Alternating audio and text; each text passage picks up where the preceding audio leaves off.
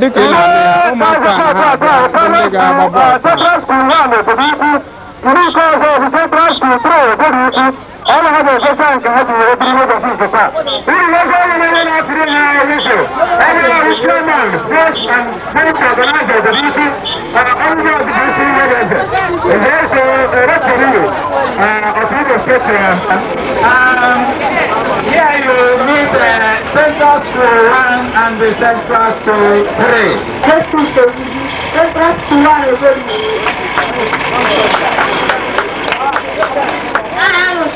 The Central School 1 already.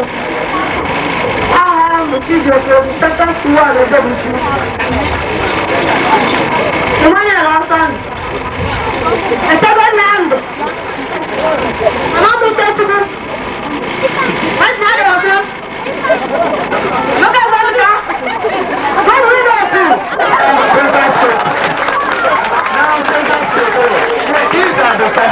Ndị be anyị otu a ka o si aga ọ bụ nkọwa ndị ga-agba bọọlụ na mgbede a ka ị na-ahụ ihe ahụ.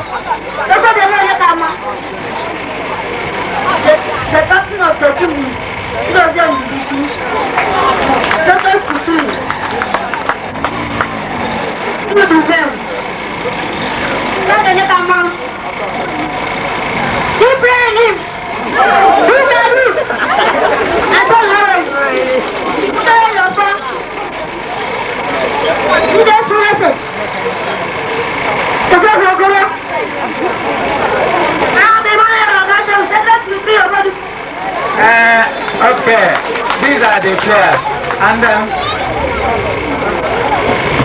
people are mentioning about and mentioning everyone because I'm not because I just say how I do it.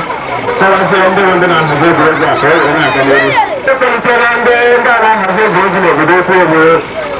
But this levels that the chairman of the Players and Sports Organizing Committee.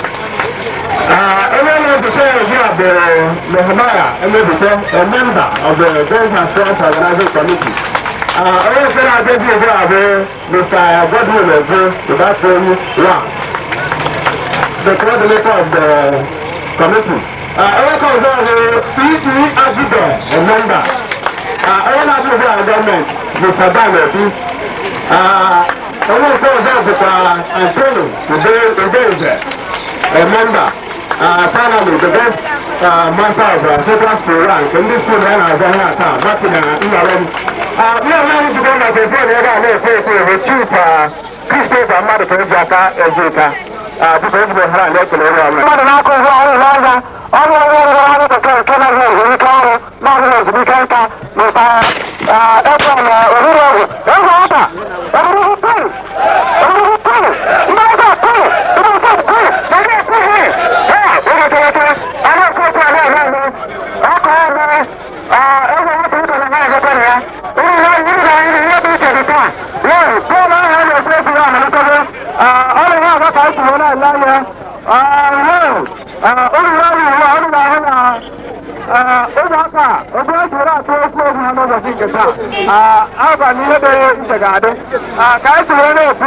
The best principal of the Community Secondary Technical School, Mr.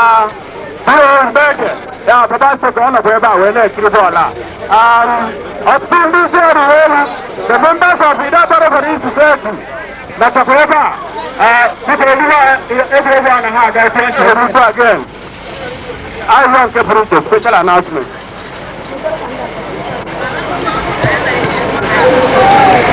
People, Arion Charona, Humana, Ochevera the Heba, Alpuna, all parties usually get somebody to Arabia, the Morocha, Humana over people, where I was Yaka, and I'm not young Rocha. Where I done, I saw idea where the Literature, and then I get a level. Because the station police officer in charge of the police station, are now. From all to a temporary work. Well, the local on the commentator of this match. ọrụ site n'ihe ọdachi si na ndị na-enye anyị ọkụ mana ugbu a Chineke mejọ gara otu ya azụ n'ama egwuregwu dị na Central School ya na Ogbunkwu ụmụ mana egwuregwu a ihe rubere maka ụmụntakịrị ndị na-agụ akwụkwọ nke ntakịrị n'obodo ukwu niile ụlọ akwụkwọ ndị dị n'obodo ukwu a gbara bọọlụ na ndị mere egwuregwu a ha bụ isii ndị gbara ya mana tata ndị wetara na-agba n'ikpeazụ iji wesi ọha na eze daalụ na ụlọ Emeka wee kelekwana ha ọnọdụ onye nke bụ ntoriko nke ha na-azọ ndị Central School 1 na Central School 3 ụmụ ụlọ akwụkwọ ndị a niile anyị na-ekwu dịka n'obodo ukwu ebe a kpọmkwem ugbu a anyị na-ekwu okwu ka egwuregwu na anyị na-agba egwuregwu dị iche onye isi na-aga ugbu a anyị na-achọta onye ahụ emebie ka ọ dịka ọ na-abụ mana aha ka ọzọ ndị bara anyị ga-ahụ na nwatakịrị ahụ na-ewepụta ka eme ya ụzọ wee gafee n'aka ndị ọzọ iji wee na-aga n'iru unu ga-ahụ na onye nke a gbara ugbu a nwatakịrị ka ọ bụ ndị ahụ ga-etipara ha chi imetụ aka iji gosi na nke a wee se mmechara enweghị ihe eburu aka kụbụrụ dị aka na ọ dị okere kụbụrụ dị aka ka esiri ụlọ bakịtị ọrụ ndị ahụ dịka m kwuru na mbụ a sị m na ihe ahụ omenafọ mana nke a pụrụ iche maka anọ m n'ebe ahụ nọ na ọtụtụ mmadụ dị iche iche abada dị na Naịjirịa n'ime n'asụsụ be anyị na-adị mma ka a na-ekwu maka egwuregwu n'asụsụ be anyị mana dịka eyi esi mere ya ihe ahụ egwuregwu nke ha chepụtara ha na-echekọta ya na onye efe wee baa na egwuregwu egwuregwu ya wee na-akọ ụkọ.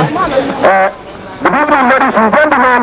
You are welcome to the Central Stadium of Ogbunkwu Town. This is the Central School 1 playground. Today, we are holding an entertainment night to mark the end of Ezenwata Cup competition among primary schools in Ogbunkwu. You will all agree that this is not the first cup that has been directed in this town, but this is a special cup in itself. This man, in his own method, in his own way, wants to bring out the very young talent that are hidden in our remote areas and villages. And today, we are seeing a completion of it. The final stages of the match, we call it an entertainment match. Because, of course, the final, what we call maybe the position as it here at the end of the competition. It was really a weak competition among the primary schools in the Ogbunkwu. And today, like we said, we have come to conclude the conclusion of it out. And that's why we are over that. I wouldn't like to maybe pronounce some listening to players. I want to take you direct or straight into the field where the Austrian is. But I am not to understand that those children in blue are people from Central School 3. The goalkeeper takes control.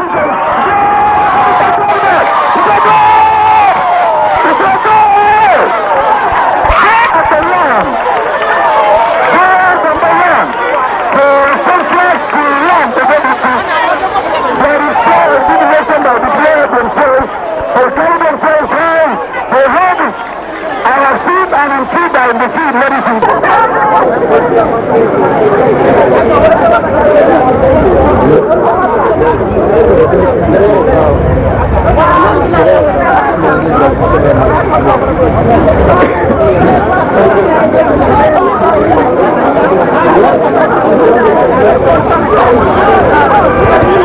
ladies and gentlemen, that was goalkeep advancing Central School 1.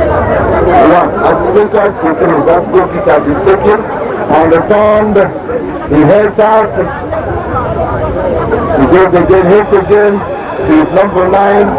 He plays down. He's headed down again. And returned by his opponent. He played out again to waiting the number can not play really. Where he goes running. He got down while he was running straight. The safety control of the gentleman to look at a particular return by that's it.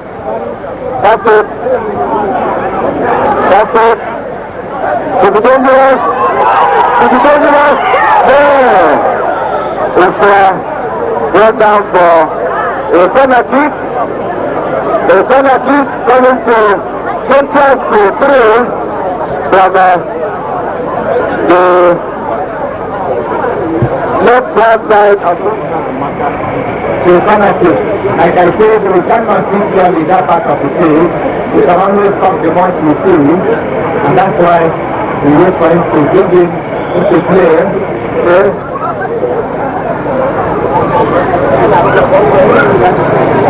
It's returned again for the weather has almost been claiming that it appears it's going to rain, that we have no fears. God has given us a very good weather for today. So far, we are almost right towards the end of this competition, and the referee signals for improvement. Foul throw, he wants the other end to take it. Foul throw, this time Central School 1 is taking the advantage. They are thrown in, put out again for another throw in. This time, still advantage Central School. We take it. We put it down, the referee says, good. Ladies and gentlemen, it appears that's the end of the competition. Ladies and gentlemen, that's the end of the competition.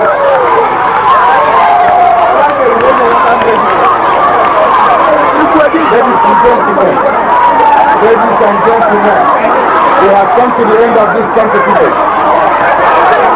We have come to the end of this competition. And that is the time for the security men to record. We have come to the end of this competition. We want to say the people are the ones that live in the contact. And now on the company, again, you're in India. So, here is the Kitabo. You go to Umaka, people get to go. Now you can be there. And the other one goes with you. You don't do the Melody and the other level of Ukraine. You're open to show the other people. You might not get in. Open the one. There are too many there.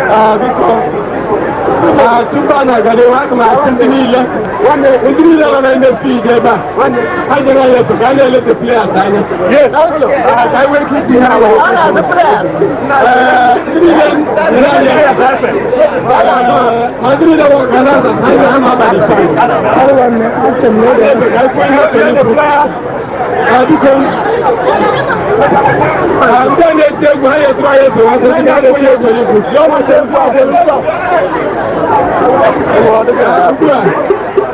all I'm looking at it. I never to the top of Ghana, this one. It did it. It's a hundred, the Kuraka, the Kenishim, the Amazon, how we have them, even a money later time. The leader couple, the Canada, the couple, the rest of the I won't let you and the way I've been here. I think I don't know, I don't got them on my daughter. I don't know how I will let the Ezenwata. We never go near the net to this cup. I make it a passing number I will go. I will not say, let me know of my after them. I got I know of my. After I have so many schools. What did I know how of my? I have my now. Also, I got around. Make sure that you don't know how my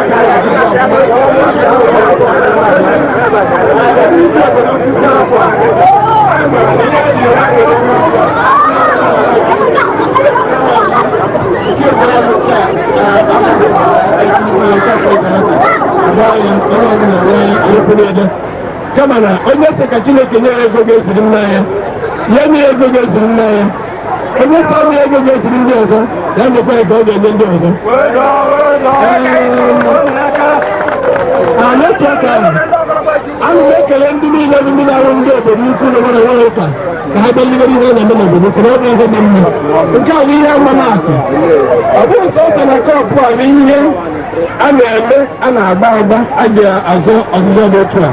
No, the other cup. I never just know the calendar, but it's in the calendar when you're better than I gave over. I'm not better than I gave over, so ebe a dị mma ego dị họpụtakọpa a na-ekele Ezenwata wee na-ekele kọntrị ya ma na-asị Chineke kere obodo ukwu na ndị ọzọ niile ana m eji ahịa obodo ukwu niile wee kelee Ezenwata chairman m ebe a dịka enyeghị m ụlọ ọrụ ahụ obodo ukwu na-ekele ana m eji ahịa obodo ukwu na ndị obi ha dị mma na-ekele Ezenwata sị ihe niile mepụrụ na kọpụ a Chineke mere ya ebere ka ọ gakwuru mmaghachi mmegbu otu ọ dị otu a ugbu a Ezenwata na-akwado iwere onyinye dị iche iche nye ndị mmadụ ọ ga-arụ ihe ga-adị ụtọ ma onye mebe na ya nọdụ ala were ya nwee ntị agbago nwere ọtụtụ ndị nkịtị dị iche iche na-ebe ndị na-apụta na-atụ ụlọ n'oge na ọbụla ihe na chere mmadụ na ala n'ugwu na kele ụlọ ọrụ ọsọ nke n'oge nke ụlọ ụlọ karịa ọsọ nke n'afọ afọ ụmụ ga-eche Ezenwata omume nke a kwesịrị ụzọ ma tutekọrịta ọfụma bụrụ ndị nwere ego werekwere ego kwesịrị ekwesị e nwere ihe dị iche iche o mere nga ọ na-amara ibe ụdị dị iche iche ọ na-eme nke a bụ ihe gosiri na agha azọpụtago onye obodo ukwu onye nwere aha ma na obodo ukwu ma na omenala obodo ukwu mgbe ọ bụla kpara aha ude onye ọbụla na-agbanwe n'anya ọrụ biko nke a akwa mgbe ọ dị n'ihu o nwere ihe a na-ekere nyere onye ọbụla onye na-erube mbọsị ọzọ ọ ga-erube ya ọgbara etu esiri dịrị mgbe ọbụla ya ndewo ndị anyị taa ka so n'ọnụ maazị Kedika onye buru ụzọ n'atụmatụ idobe izu a na-azọ ọzọ n'obodo ukwu nke ndị ụmụ okorobịa totere etote na-azọ ndị abụọ ọdịdị mba dị iche iche ka ọ dị ugbu a ha na-akwado ịbanye ịhafenye ọtụtụ onyinye dị iche iche n'aka ụmụaka ndị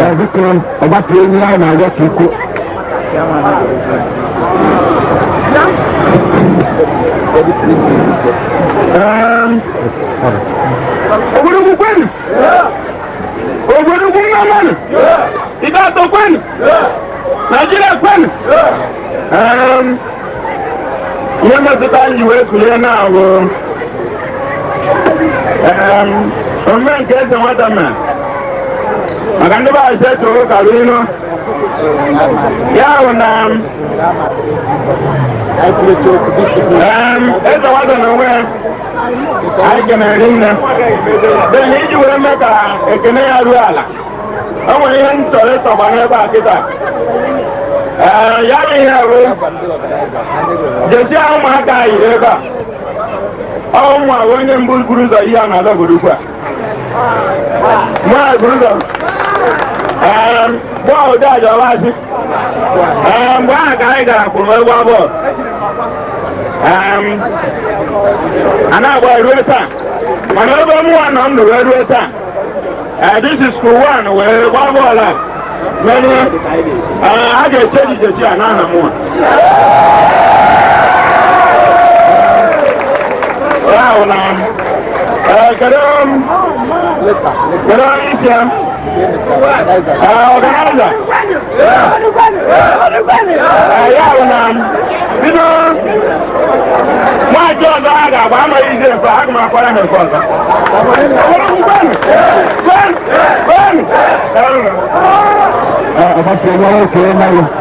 ugbu a anyị na-atụ anya na the chairman of the Deputy Union ga-ekwu okwu ego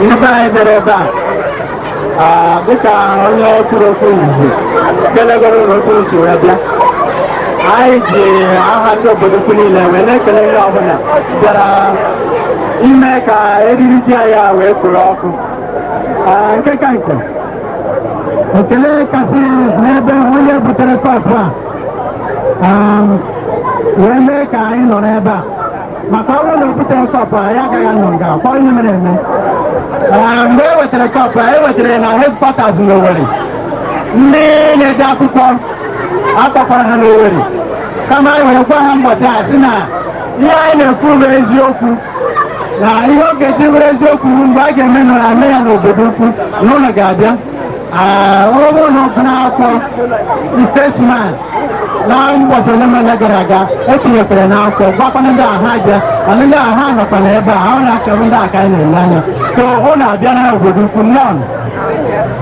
Mụrụ na ụlọ si obodo ukwu nnukwu obodo big town ndị niile ahụ na-ele anya ebe a ha nche agbaziri bọọlụ n'ofu n'ofu onwe onye niile anya agba bọọlụ ndị be ọkụ ihe na-eme so ụlọ ga-ede edewere onye n'isi saa obodo ukwu na ụlọ gara ebe a na-agba bọọlụ na-emeghị eweziri onye ahụ n'oge anyị na-ekele everybody especially ụmụaka jisiri ike ọ nwere otu isi wee gba bọọlụ ọ onye maara ya nụ ga-ama na unu ji ihe jisie n'ike maka na mgbe na-adịghị anya unu nwere ike soro unu na golden eagle na flying eagle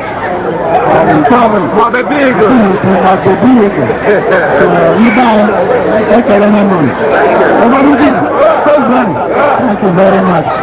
Onye nwere onye ọzọ bụ maazị Eliọgụ chairman of the Municipal Union na ọya kelere ekele ugbu anyị na-agazi n'ihe anyị mepụrụ a na-eme maazị Ezenwata Igbo ana m ọdụzi akụkụ ọbụla onyinye ndị afọ nke ọzọ onye na-aga onye ga-eme biko etu esi kwụ a ga-echi wee mee nwatakịrị ọhụrụ na-achịere efe aglọn klin enyeghị ide aglọn klin ndị agba abụọ ya ọlọganaza nye na ya kata achị ebe a na-agaba ebe dị bọọlụ na tankị ka mma onye tankị ka mma ebutekwa bọọlụ ihe nke a bụchara egwu ọwụ gokipa ndị nara ekele ekele onye nke ọzọ ị nara ekele ekele ịma ekwe ebe ị nọ ihe ndị a na-eme bụ Ezenwata International Company Limited dị na Aba enyeghị ụnụ ga na-ekpere ogologo ndụ ekpere ọdịmma ekpere ahụike ọrụ ha na-aga n'ihu egwuregwu na-aga n'ihu n'obodo ukwu na Naịjirịa gbaa gburugburu Gani Jomo Electronic na this place okay Jomo please ha na-aga n'iru dịka m kwuru ndị be onyinye dị iche iche Ezenwata bubatara ebe a maka mpi bọọlụ asọ taa ka edozi akụ ya na hapụnye n'aka ụmụaka gbara bọọlụ n'ụbọchị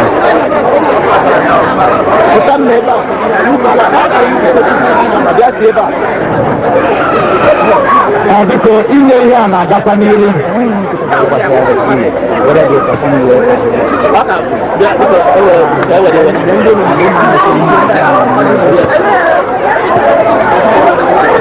biko ihe ekele a na-agakwa n'iru biko ugbu a ọ dị m ka ezenanichiba biko kpọrọ m ha aka na ọdụ okere kpọrọ m ha aka na ihe a ha na-eme bụ ihe juru anya sekọndị n'ebe a anyị nwekwara ihe nke ọzọ anyị nwere n'ebe a na-eme egwuregwu dị iche iche a mgbe ụlọ akwụkwọ dị iche iche dị n'obodo ukwu na-abịa ahọpụtara mmadụ ndị a dịka ndị mere egwuregwu ndị ọkacha mma ndị maara agba karịa ibe ha ndị gbachara bọọlụ ịtụ ọdụ ndị mmadụ mma onye mbụ bụ ha ga-abịakwa ịnara ekele ebe a maazị Okechukwu Obi ụzọ ụdị obodo ukwu Okechukwu Obi ụzọ ụdị obodo ukwu ọ bịado ịnara ekele Ifeanyi Ọzara Central School 2 obodo ukwu Ifeanyi Ọzara Central School 2 obodo ukwu onye na-anọghị onye nkuzi na tabikoni Ikechukwu Obi Central School 2 obodo ukwu Ikechukwu Obi obere nwa Aloysius Njesi ụmụ nkwụkwa Aloy Njesi ụmụ nkwụkwa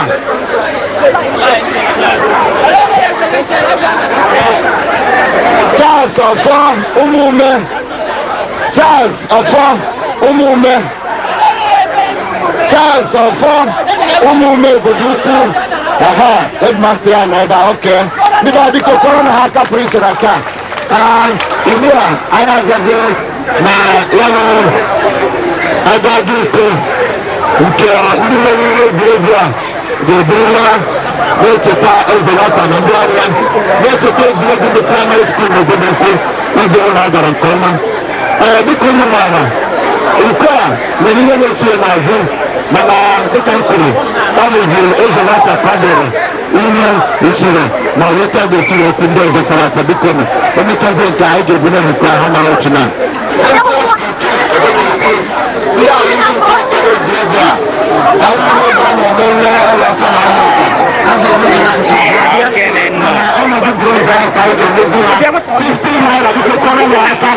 Central School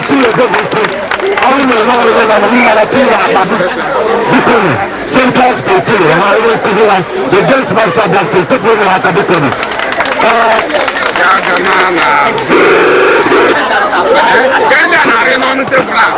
Central School 150 naira. They are the silver medalists. Silver medalist, Central School 3 dance master. Come on, Central School 1 have a more 300 naira. Agaragunko, the Chicago dinner, 300 naira came in hand. Central School 1 of the cup and the runner. That's a very big one. That's a very big one. Control the studio, control them. Control them, please. Control these kids. The Congress Master, we are grateful to the referees, members of the Police Council. They have performed so well today, and we are grateful to the organizers of this competition. We are particularly grateful to Ezenwata International Company. This time we are going to hear the chairman of the organizing committee. The chairman of the organizing committee wants to say, with his vote of thanks, Mr. Business.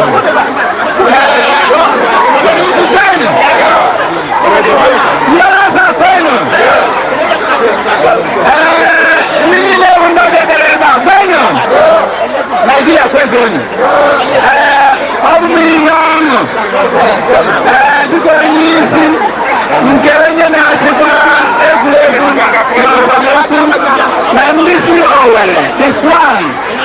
Nigeria Imo branch Maneba DBT Maneba Nintasa Maneba Ndeburuku Tokara Ndineri Teacher Maneba Chamano Berukuna Maneba Yebotareba Makomaka League match Nirenka Ebara Yabutano Nina Obama Tambo Makana Babo I was when all the 60 matches Ghana was it our entertainment I will just say no reading and quiet. Only young when I go to Ghana organize sports and games. Other only young, I went down on nobody was game weekend, email Odina, go where then all around at the opposite you got to go for a more. I am a top on music. I am a couple look. When I learn when you can. I'm a man and do it. I just make what I am from.